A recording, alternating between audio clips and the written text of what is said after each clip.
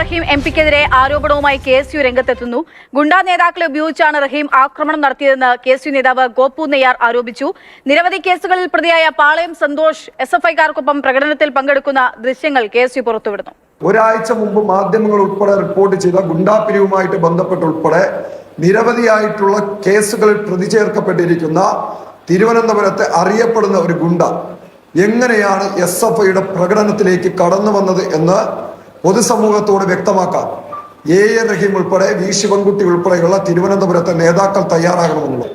പല ഭാഗത്ത് നിന്ന് തിരുവനന്തപുരം നഗരത്തിലെ പല ഭാഗത്തു നിന്ന് ഗുണ്ടാ സംഘങ്ങളിൽ ഉൾപ്പെട്ട ഒരു കൂട്ടം ആളുകൾ ഇന്നലെ ഈ പ്രകടനത്തിലേക്ക് വന്നിട്ടുണ്ട്. ആ ആളുകളാണ് KSUവിന്റെ വനിതാ പ്രവർത്തകരെ ഉൾപ്പെടെ ആക്രമിച്ചത്. വഴങ്ങി അറസ്റ്റ് വരിക്കുമോ? ജില്ലാ കമ്മിറ്റി ജില്ലാ സെക്രട്ടറി സംസാരിക്കുകയാണ് ഇപ്പോൾ.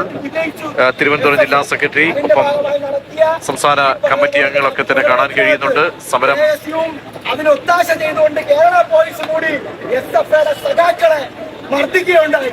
ഞങ്ങളുടെ നിരവധിയായിട്ടുള്ള സഖാക്കൾക്ക് പുതിയ മർദ്ദനങ്ങളേറ്റു.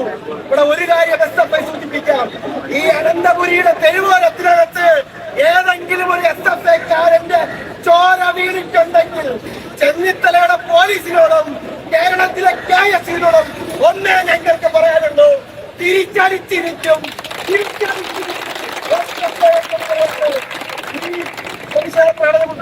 സംസാരിക്കുന്നതിലേക്ക് വേണ്ടി SFIയുടെ കേരള സംസ്ഥാന കമ്മിറ്റിയുടെ സെക്രട്ടറിയായ സഖാവ് സച്ചിന് ഏറെ അഭിവാദ്യത്തോടെ സ്വാഗതം ചെയ്യുന്നു. ഈ മാസം 4-ാം തീയതി അധികാരത്തിൽ വന്ന VD സതീശൻ നിങ്ങളെ എല്ലാവരെയും വിളിച്ചു ചേർത്ത് ഒരു നുണ കൂടി പ്രചരിപ്പിച്ചു.